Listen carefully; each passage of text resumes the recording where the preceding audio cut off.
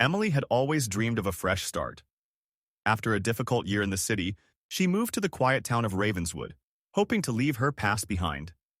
The Victorian house she bought was old, worn by time, but full of character and history. It stood alone at the edge of town, surrounded by ancient trees that whispered in the wind. As she stepped through the rusty gate, a chill ran down her spine, but she told herself it was just the cold autumn air. This was her new home, a place to rebuild her life. The first few days passed quietly. Emily spent her time cleaning and exploring every corner of the house.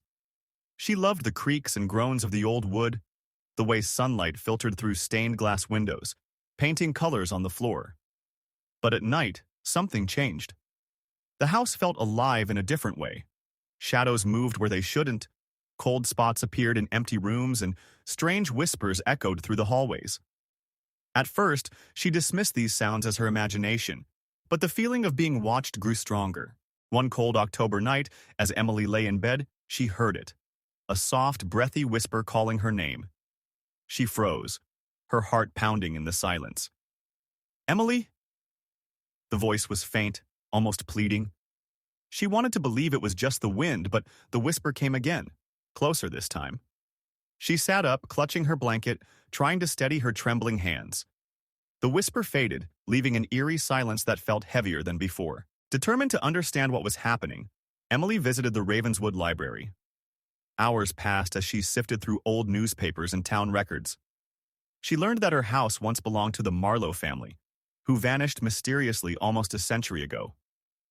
Rumors told of a tragedy, a daughter lost to illness, a father who disappeared in the woods, and whispers of a curse that haunted the family forever. The more Emily read, the more the pieces started to fit together. The house wasn't just old, it was a prison for something restless and broken. That night, Emily prepared herself. She lit candles, grabbed an old locket she'd found in the attic, and waited. The whisper returned, louder and more desperate. Then she saw it, a shadowy figure, shifting and twisting at the edge of the candlelight. It wasn't human, but it held a sadness that made Emily's heart ache. The shadow spoke, its voice cracked and hollow.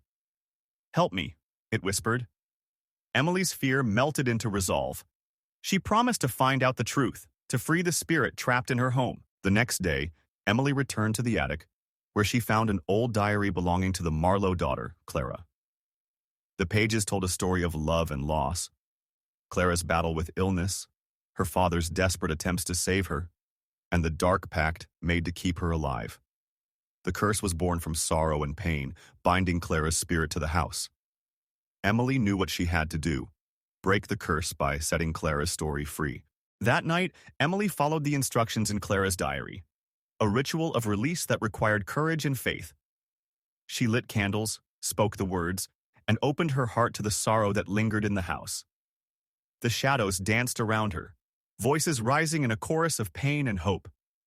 Then, a sudden warmth filled the room as the shadow took form, no longer a terrifying presence, but a peaceful spirit. "Thank you," Clara whispered, before fading into the light. As dawn broke over Ravenswood, the house felt alive, not with fear, but with peace. Emily stepped outside, breathing in the fresh morning air, feeling the weight of darkness lifted. She knew this was more than a new beginning. It was a victory over the past, a story of courage and compassion. And now, Emily's story could finally begin. Are you ready to enter a world where every shadow hides a secret? Follow Emily's journey through an old haunted house filled with whispers from the past, a tale of mystery, courage, and hope. Whispers in the Dark will keep you on the edge of your seat. Watch now, and don't forget to like, subscribe, and ring the bell for more spine-chilling stories.